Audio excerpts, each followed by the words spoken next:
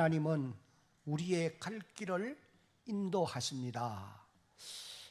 하나님이 아브라함을 갈대아 우르 땅에서 불러내시고 그의 가는 길을 인도해 주셨다라고 하는 것을 오늘 읽은 우리 이 말씀을 통해서 살펴볼 수가 있습니다. 하나님이 눈에 보이지 않고 귀에 들리지 않아도 하나님은 언제나 아브라함과 함께 계셨고 또 그의 가는 길을 인도해 주셨던 것입니다. 이와 같이 오늘 이 자리에 함께 예배를 드리고 있는 저와 여러분들도 하나님이 우리의 눈에 보이지 않고 또 우리의 귀에 그의 음성이 직접 들리지 않아도 또 여러분이 손으로 만질 수가 없어도 하나님은 여러분들과 교회와 우리 가운데 함께 계시면서 우리의 가는 길을 오늘도 인도해 주시고 계심을 믿으시기를 바랍니다. 우리 모든 성도들은 이 믿음을 가지고 하루하루를 살아갈 수 있어야 할 것입니다. 지나온 세월들을 돌아보면은 그 순간순간에는 잘 몰라요. 그러나 세월을 지내놓고 뒤를 돌아볼 때에 오늘의 내가 있게 된 것이 하나님의 인도하심 때문에 내가 오늘 여기에 있게 되었구나 라고 하는 것을 깨달을 수가 있게 되어지는 것입니다. 우리 모든 성도들은 이 믿음 위에 굳게 서서 하나님을 의지하며 살아가는 그런 남은 세월이 꼭 되어야 할 것입니다. 하나님은 오늘 이 본문 말씀을 통해서 첫째는 같이 한번 읽어봅니다. 화면에 띄우시고 시작. 우리가 잘못하여 실패한 자리에서도 인도해 주십니다. 우리가 하나님 말씀 따라 살지 않고 불순종의 걸음을 걸어서 잘못해서 실패하는 이런 경지에 이르러 있을 때도 하나님은 우리를 거기서 인도해 주시는 분이시다. 이것을 오늘 아브라함의 경우를 보면서 우리에게 깨닫게 해 주시는 것입니다. 조금 전에 우리가 읽었던 창세기 13장 1절과 2절을 다시 한번 봅니다. 아브라함이 애굽에서 그와 아브라함 자신과 그의 아내와 모든 소유와 롯과 함께 네겝으로 올라가니 2절 같이 한번 읽어봅니다. 아브라함에게 가축과 은과 금이 풍부하였더라. 여러분 여기 1절 2절을 여러분들이 읽으면서 유익 있게 생각해 보아야 될 것이 무엇이냐 하면은 이 1절 2절의 말씀은 아브라함이 애굽 땅으로 내려가서 실패한 자리에 머물러 있었는데 하나님이 그를 가나안 땅으로 인도해 주셨기 때문에 이런 결과가 있게 되어진 것이다 라고 하는 것을 깨달을 수 있어야 됩니다. 우리는 이 1절 2절 말씀에서 두 가지를 보면서 그 놀라운 사실을 깨달을 수 있습니다. 그 하나는 무엇이냐 하면은 하나님이 그의 이 아브라함의 아내 사라와 함께 애굽 땅에서 가나안 땅으로 올라올 수 있게 해 주셨다고 하는 사실이에요. 그래서 1절에 보니까 아브라함이 애굽에서 그와 아브라함 자신과 그의 아내와, 우리가 생각할 때 아내와 남편이 함께 다니는 거 당연한 일이겠지만은 그러나 하나님의 간섭이 없었으면은 사라는 결코 함께 나올 수가 없는 그런 경지에 이르러 있었던 것을 우리가 알 수가 있습니다. 그리고 또 한 가지는 가축과 은과 금이 풍부하였다. 이 두 가지 사실이 하나님이 아브라함을 애굽 땅에서 인도해 주셨기 때문에 이런 결과가 있게 되어진 것이다. 그렇게 말할 수가 있다는 겁니다. 우리가 지난 시간에 살펴보았습니다마는 아브라함이 애굽 땅으로 내려가면서 애굽 사람들을 두려워함으로 자기의 아내를 누이라 그렇게 속여서 거짓말을 하게 되어진 것입니다. 이 일로 인해서 바로 왕에게 아내를 빼앗기게 되었어요. 창세기 12장 5절 하반절을 읽어보면 그 여인을 바로의 궁으로 이끌어들인지라 그렇게 기록했습니다. 이제 아브라함은 빼앗긴 아내를 자신의 힘으로는 도로 찾아올 수가 없는 그런 경지에 이르고 말았습니다. 바로의 그 큰 권세 앞에서 아브라함은 무기력한 이런 존재가 될 수밖에 없었습니다. 그런데 그때에 하나님께서 사라를 보호해 주신 거예요. 그날 밤에 하나님이 바로의 집과 그 바로에게 무서운 재앙을 내리셨어요. 그 재앙이 구체적으로는 어떤 것인지 알 수 없지만은 이 바로는 분명히 자기와 그 집에 임한 재앙을 하나님이 내리신 것임을 알게 되어진 겁니다. 재앙이 내린 이유도 알았어요. 자신이 취하여 들인 그 여인이 아브라함의 아내라고 하는 사실을 깨닫게 되었고, 그래서 아브라함을 불러서 호되게 책망은 했지만은 네 아내가 여기 있으니 데려가라 그렇게 말함으로 이제 데리고 나올 수가 있게 되어졌던 것입니다.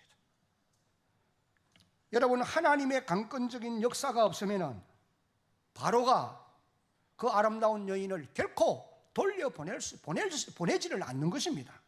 그러면 사라는 애굽에서 나올 수가 없게 되었을 거예요.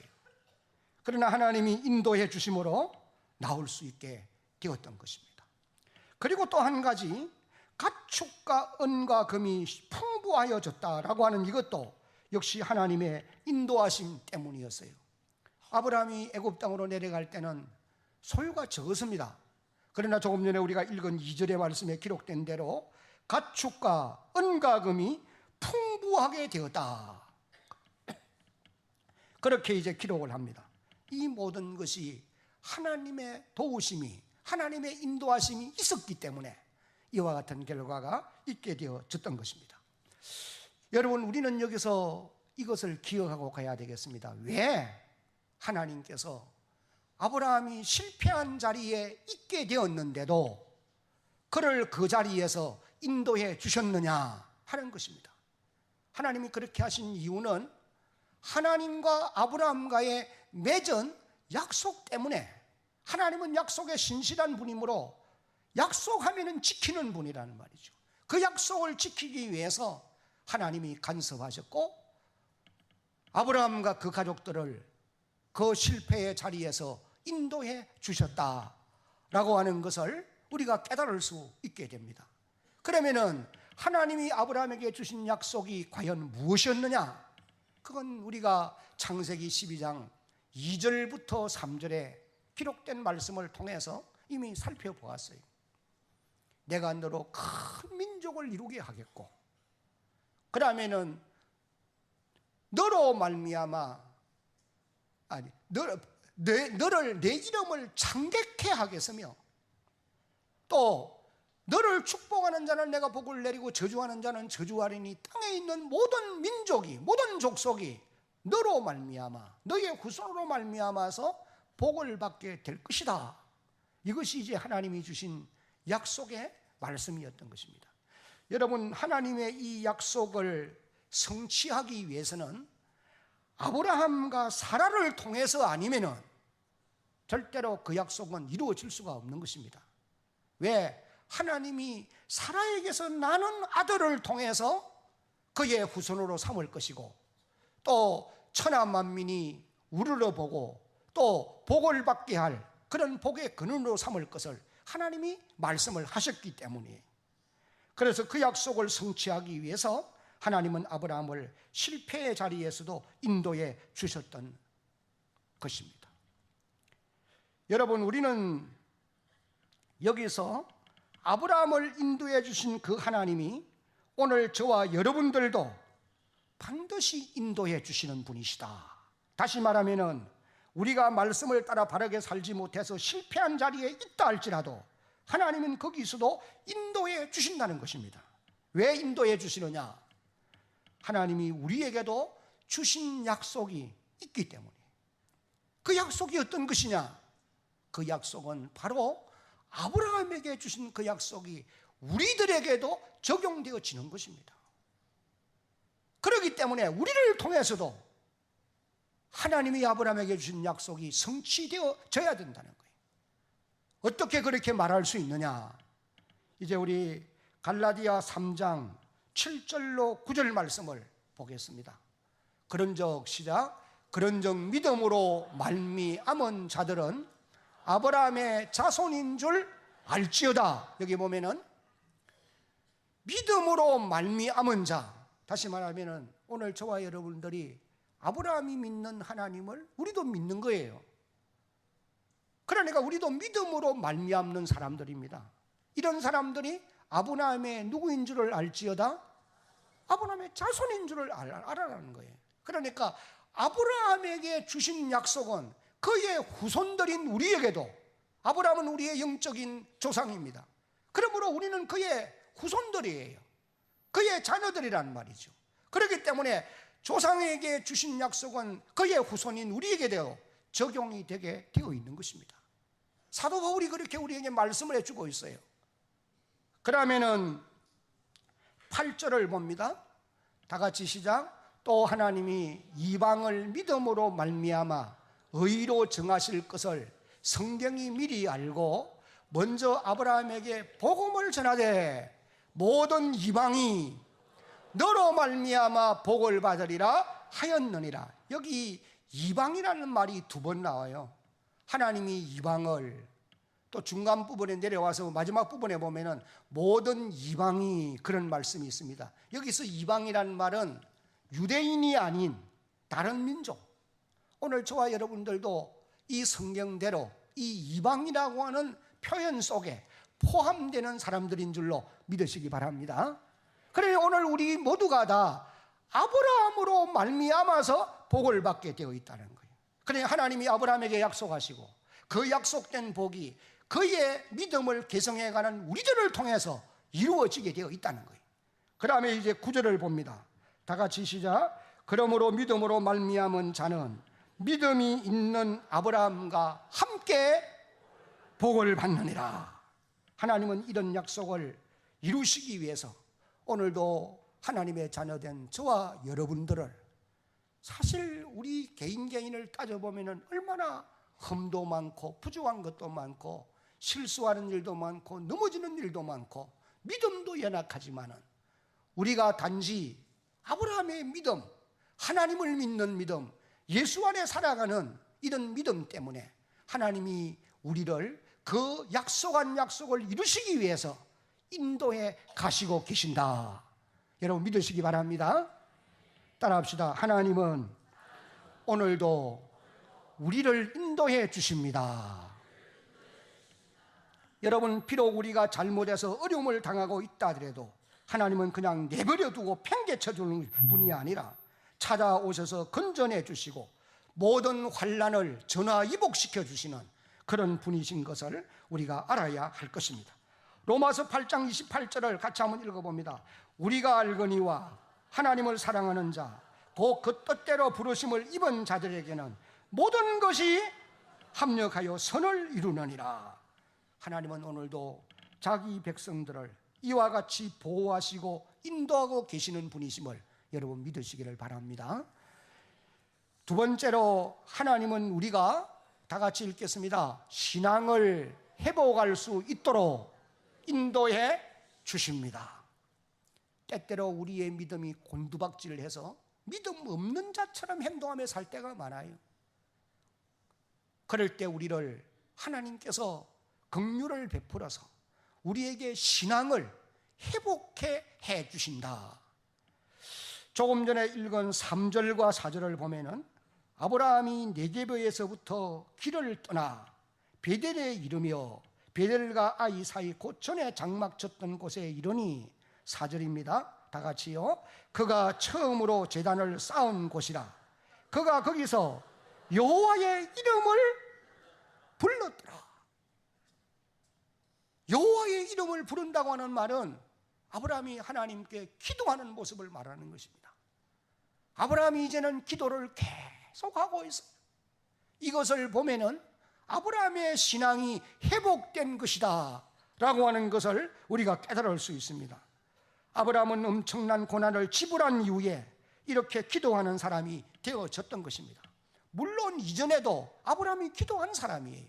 창세기 12장 8절을 보면은 아브라함이 그곳에서 여호와께 제단을 쌓고 여호와의 이름을 부르더니 그렇게 기록했어요. 그런데 이 믿음의 조상인 아브라함도 얼마의 기간 동안은 제단을 쌓거나 여호와의 이름을 부르는 생활을 게을리 했던 것입니다. 우리가 창세기 16장을 읽어보면은 아브라함에게는 이 신앙의 침체기가 지금 이때 말고 또 있었던 것을 볼 수 있어요. 그런데 그 기간은 약 14년이라고 하는 세월을 정말 믿음 없는 사람처럼 사는 그런 모습을 성경이 기록합니다. 이 창세기 16장이에요. 그래서 16장과 창세기 17장 사이는 딱 한 장을 넘기면은 그 차이지만도 14년의 기간이 거기에 포함되어 있어요. 아브라함이 창세기 16장에 보면은 믿음의 침체기인 그 14년 세월 동안에 무슨 잘못을 범했느냐? 아내 사라의 말을 듣고 애굽 여인 하갈을 취해서 이스마엘이라고 하는 아들을 낳은 것입니다. 이때 나이가 86세라고 그랬어요. 그래서 17장에 넘어가면 9세 때의 얘기가 나오고 있습니다. 이삭을 낳기 전 바로 단계의 나이가 나오고 있어요.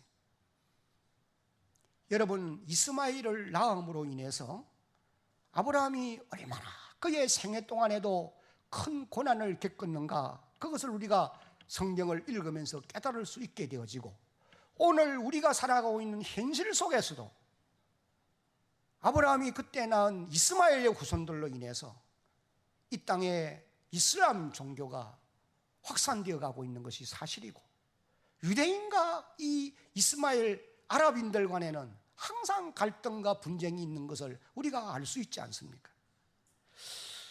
아브라함은 하나님의 말씀에 순종을 잘하는 그런 사람이었습니다.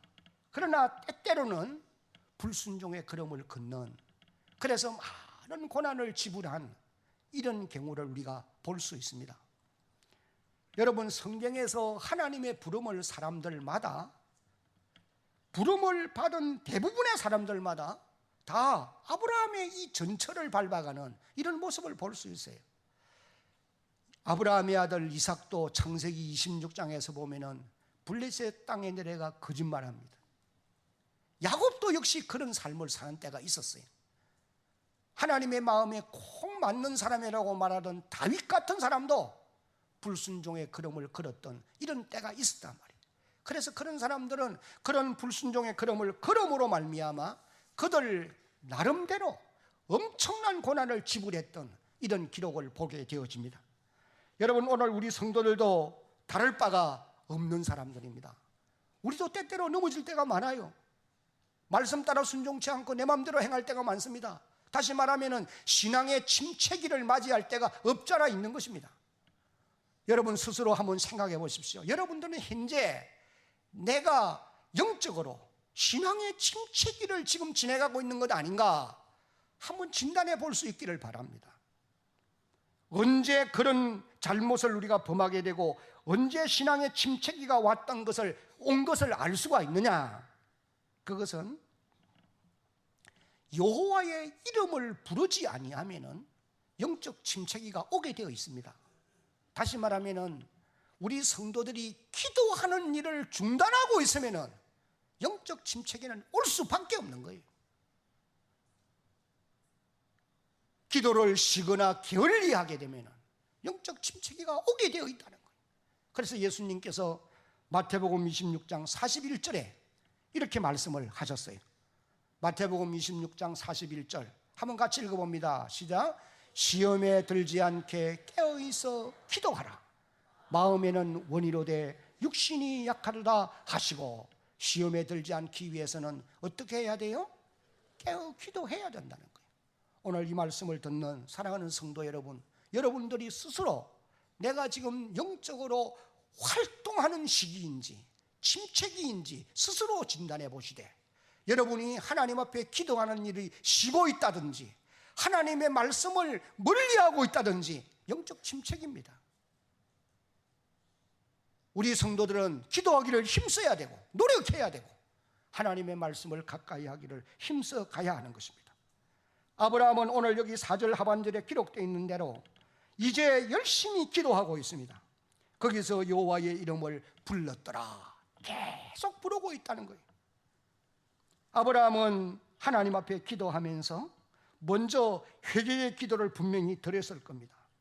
하나님의 허락 없이 애굽 땅으로 내려갔던 일, 애굽 사람을 두려워하여 거짓말한 얘기, 거짓말했던 거, 하나님을 신뢰하지 못하고 불신의 죄를 범했던 일, 이 모든 부분들을 철저히 회개했을 거예요.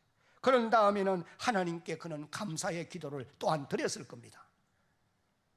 오늘의 나를 있게 하신 하나님, 그가 특별히 감사할 수 있었던 것은 실패의 자리에 머물러 두도록 있도록 내버려 두지 않고 오셔서 거기서 근전의 가나안 땅으로 다시 들여보내주신 일, 특별히 아내 사라를 함께 나올 수 있도록 은혜 입혀주신 일, 많은 소유를 그로 하여금 가질 수 있게 해주신 일, 이 모든 일들로 통해서 아브라함은 분명히 감사했을 거예요.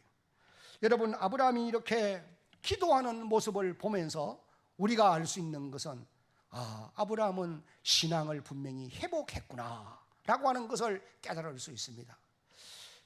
우리 성도들이 신앙을 회복하는 일, 너무도 중요하고 너무도 귀한 일이라고 하는 것을 깨닫는 여러분 되시기를 바랍니다. 현재 이 모습대로 계속해서 세월 보내고 살면 안 된다는 거예요. 영적 침체기가 오래가면 갈수록 더 큰 우리가 실수를 할 수 있고 잘못을 범할 수 있는 겁니다. 그런데 또 한 가지를 잊지 말아야 될 것은 신앙을 회복하는 것이 내 자신의 힘만 가지고 되느냐? 그건 안 돼요. 따라합시다. 하나님의 은혜로 되는 것입니다. 하나님이 우리를 불쌍히 여겨서 때를 따라 필요한 은혜를 공급해 주심으로 우리가 신앙을 회복하는 이런 자리에 나갈 수가 있게 되어진다는 거예요. 여러분들이 내가 신앙을 회복해야 되겠다고 하는 그런 마음을 가지고 기도하기를 힘쓰고 하나님 말씀을 가까이 하기를 힘쓸 때에 하나님은 반드시 회복할 수 있도록, 신앙을 회복할 수 있도록 은혜를 베풀어 주실 줄로 믿으시기를 바랍니다. 그 다음에 이제 오늘 이 본문을 통해서 세 번째는 하나님은 우리가 다 같이 한번 읽어봅니다. 당면한 시험을 이길 수 있도록 인도해 주십니다. 우리 인생이 땅에서 살면서 내가 원하거나 원치 않거나 우리에게는 시험이 있을 수 있습니다. 다가옵니다. 말씀 따라 바르게 가도 고난이 있는 것처럼 말이죠. 여기 지금 아브라함도 재산 문제로 인해서 조카 롯과 다툼의 문제가 발생하게 되었어요. 그래서 7절에 보면은 그러므로 아브라함의 가축의 목자와 롯의 가축의 목자가 서로 다투고 또 가나안 사람과 브리스 사람도 그 땅에 거주하였더라, 그렇게 기록합니다. 아브라함과 롯은 저 갈대아 우르 땅에서부터 같이 출발해가지고 하란을 거치고 가나안 땅으로 들어오고 다시 애굽 땅으로 내려갔다가 다시 또 가나안 땅으로 돌아옵니다. 이 두 사람의 관계는 그동안까지는 아무런 문제가 없었습니다. 그런데 소유가 많아지면서부터 이들 사이에 분쟁의 문제가 이제 생기게 되어졌다는 거예요. 여러분, 이 문제로 인해서 서로 갈등하고 반목질시하면은 지금 이 사람들은 이방 땅에 나와 살고 있는 사람들이에요. 이방인들에게 조롱거리가 될 수밖에 없는 것입니다. 그래서 지금 아브라함은 이 문제를 근본적으로 넓은 마음을 가지고 이제 조카에게 제안하고 그래서 그 문제를 해결하는 그런 놀라운 역사를 보게 되어요. 여기 8절을 보면은 아브라함이 롯에게 이르되 우리는 한 친족이라, 우리는 골육이란 말이에요. 한 형제와 같은 존재다. 삼촌과 조카 사이지만은도 일찍부터 함께 동행해 왔기 때문에 형제나 다를 바가 없는 거예요. 나나 너나 내 목자나 네 목자나 서로 다투게 하지 말자. 네 앞에 온 땅이 있지 아니하냐? 나를 떠나가라. 네가 자하면 나는 우하고 네가 우하면 내가 자하겠다. 아브라함은 분쟁의 문제를 미연에 방지하기 위해서 네가 자하면 내가 우하고 네가 우하면 내가 자하겠다. 네가 먼저 선택을 하라. 그렇게 제안을 했습니다. 엄격히 따져보면 아브라함이 우선권을 가질 수밖에 없어요. 왜? 삼촌이고 가나안 땅은 아브라함에게 약속해 주신 하나님의 땅이에요. 그런데 아브라함은 넓은 마음을 가지고 조카에게 먼저 우선권을 제공합니다. 네가 먼저 택하라는 거예요. 여러분, 이런 것이 아무나 할 수 있는 건 절대는 아닙니다.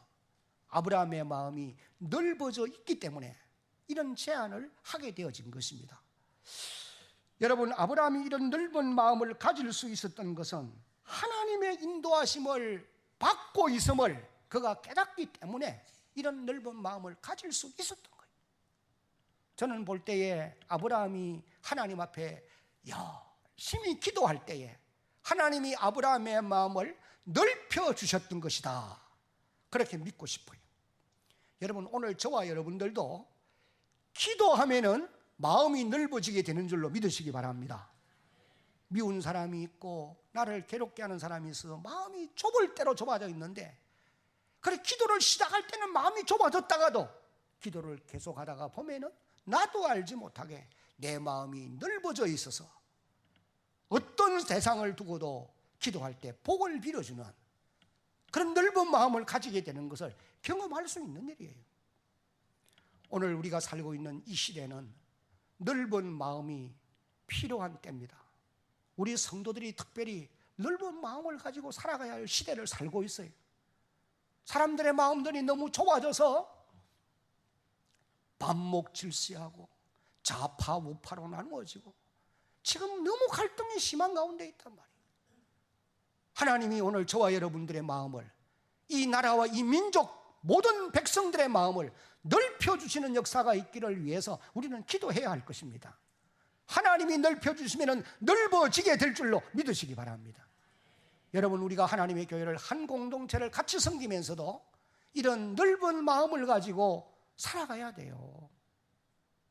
조금만 넓히면 되게 되어 있어요. 그런데 그것을 내가 내 힘으로 넓혀갈 수 있겠느냐? 하나님이 기도하는 여러분에게 성령이 오셔서 바다같이 넓은 마음을 주실 줄로 믿으시기를 바랍니다.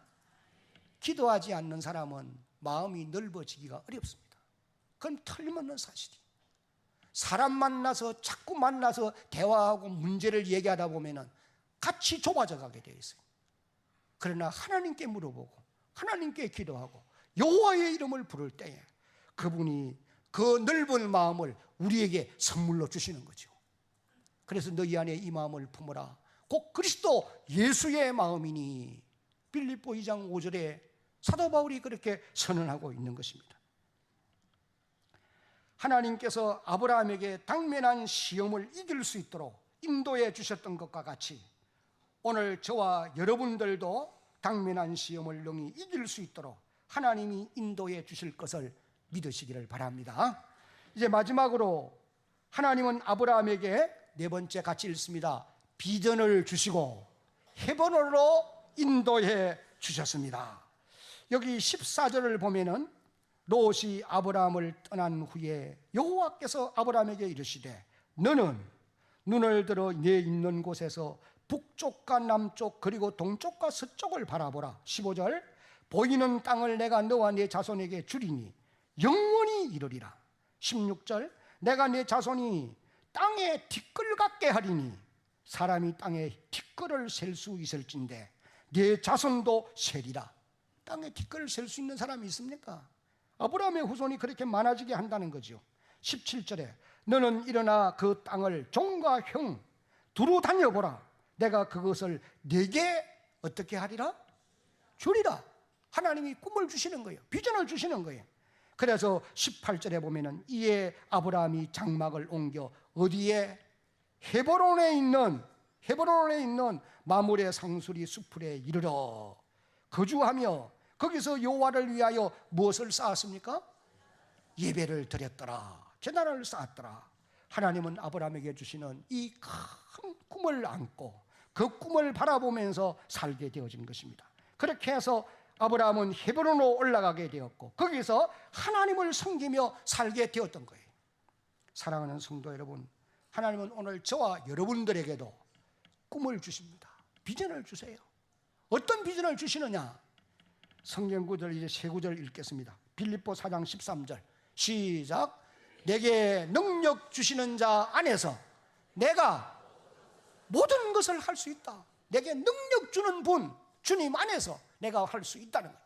그 다음에 로마서 8장 37절 시작.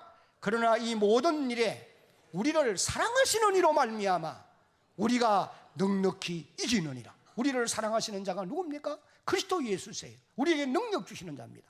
마지막으로 이사야 41장 10절 시작. 두려워하지 말라. 내가 너와 함께 함이라. 놀라지 말라. 나는 네 하나님이 됨이라. 내가 너를 굳세게 하리라.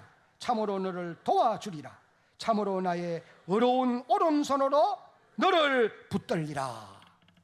할렐루야. 하나님이 오늘도 우리를 붙들고 가신다는 거예요. 약속인 것입니다. 아브라함을 인도하시던 그분이 오늘도 저와 여러분들을 이 험한 세월을 살아가는 우리를 그분의 선한 길로 인도해 가실 것을 믿으시기를 주의 이름으로 축복합니다.